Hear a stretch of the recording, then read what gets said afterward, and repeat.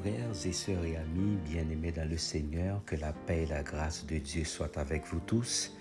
Bienvenue à notre cri du vendredi, la rubrique que nous vous donnons rendez-vous chaque vendredi dans moment de prière et de méditation de la parole de Dieu. Aujourd'hui, nous allons donc intercéder en votre faveur, car c'est ça l'objectif de cet espace. Nous avons plus de temps de pouvoir présenter vos requêtes par devant le trône de Dieu. Je sais que vous êtes à la recherche d'un miracle. Moi aussi, j'en ai grandement besoin. J'ai besoin d'un miracle de Dieu pour ma famille, pour ma vie spirituelle. Je crois qu'il n'est pas différent pour vous. Vous pouvez donc déjà commencer à écrire en commentaire « Seigneur, j'ai besoin d'un miracle de ta part ». Écris ça comme une déclaration de foi. « Seigneur, j'ai besoin d'un miracle de ta part ». Avant d'intercéder en votre faveur, j'aimerais méditer sur la parole de Dieu et cette méditation va nous conduire dans le livre de 2 Rois chapitre 5, le verset 14. Et la Bible dit: il descendit alors et se plongea 7 fois dans le Jourdain, selon la parole de l'homme de Dieu, et sa chair redevint comme la chair d'un jeune enfant, et il fut pur. Le miracle que Dieu a accompli dans la vie de cet homme, Naaman, était extraordinaire. Il souffrait d'une maladie considérée incurable à l'époque, la lèpre. Mais Dieu l'a complètement restauré. Naaman croyait que Dieu pouvait le guérir à travers la vie du prophète Élisée.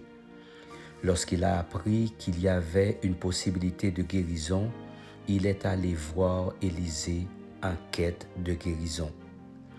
Naaman n'a pas abandonné son miracle.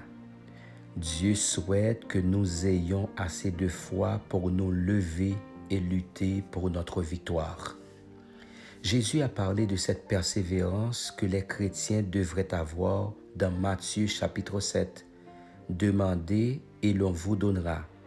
Cherchez et vous trouverez. Frappez et l'on vous ouvrira. Car quiconque demande reçoit, celui qui cherche trouve, et l'on ouvre à celui qui frappe. Peu importe le miracle que vous demandez à Dieu ce matin. Certains attendent la restauration de leur mariage, la conversion d'un fils ou d'une fille, ou la fin d'une crise financière. Peu importe ce que c'est, ne renoncez pas à lutter pour votre miracle.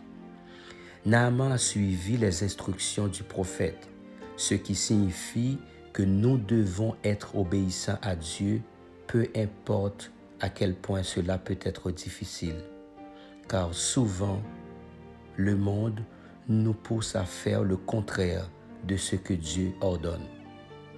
La persévérance était une qualité remarquable chez Naaman, mais il avait un autre aspect crucial que Dieu devait cultiver dans sa vie. Pour obtenir la faveur divine, Naaman devait faire face d'humilité. Contrairement à une réception cérémoniale, Élisée lui a simplement envoyé un message selon lequel il devait se plonger 7 fois dans le Jourdain. Ce n'était pas facile pour quelqu'un habitué à donner des ordres d'obtenir à une commande aussi inattendue.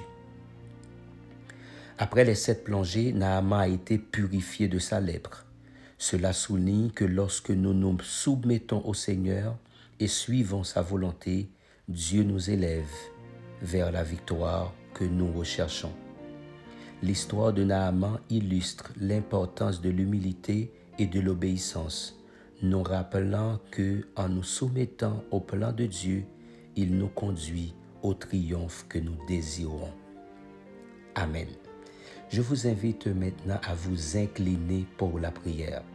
Nous allons intercéder en votre faveur, car c'est ça l'objectif du cri du vendredi. Donc là, nous vous présentons par devant le trône de Dieu. Peut-être que vous avez beaucoup de problèmes financiers, et vous êtes malade, vous voulez la restauration de votre mariage, vous êtes sans emploi et vous avez investi et qu'il n'y a pas de retour, vous vous trouvez dans le noir, vous ne savez quoi faire, c'est bien le moment. Inclinez-vous, je vais intercéder en votre faveur parce que notre Dieu, il n'a pas de limite. Quel que soit le problème, il a la solution. Quelle que soit la maladie, il a la guérison. Quelle que soit la difficulté, notre Dieu peut régner sur tout ça. Inclinez-vous sensiblement pour la prière. Père Saint, je présente devant toi toutes les personnes ayant une demande de miracle.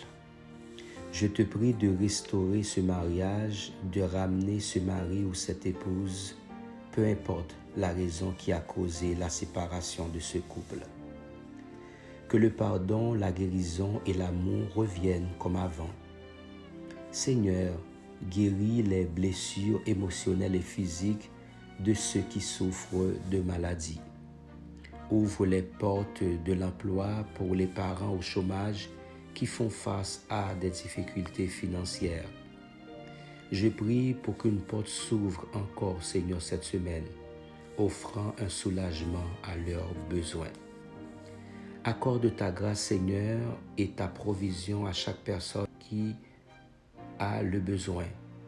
Père, je présente également devant toi ceux qui rencontrent des défis dans leur famille.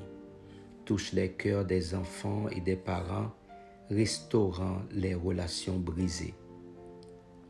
Que la réconciliation, la compréhension et l'amour règnent parmi les membres de cette famille. De plus, Seigneur, regarde les solitaires et les découragés, ceux qui portent des fardeaux lourds et se sentent accablés. Contrôle leur cœur, apporte paix, espoir au milieu de ces situations, au milieu des tribulations.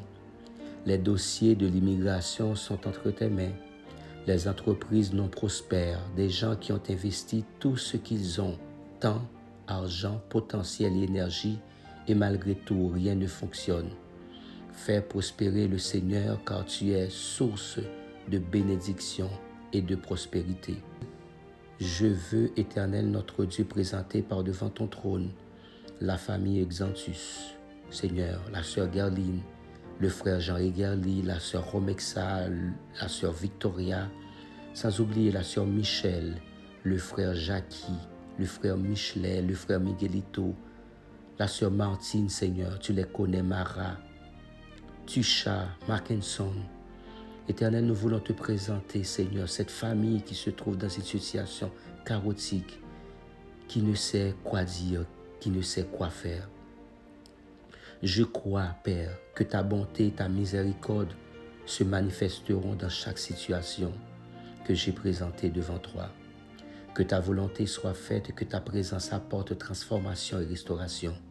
Au nom de Jésus, je te prie. Amen et Amen. Nous remercions le Seigneur pour le cri du vendredi, l'espace d'intercession, de moments de prière et de méditation de la parole de Dieu. Reçois ton miracle aujourd'hui. OK? Agis ta foi, ton miracle se trouve à ta porte. Et puis, je voulais souhaiter un bon week-end à chacun de vous. On se voit lundi prochain pour une autre semaine de prière. N'oubliez pas de partager ces messages avec vos amis, car il peut changer la vie de beaucoup de personnes. Que le Seigneur vous bénisse.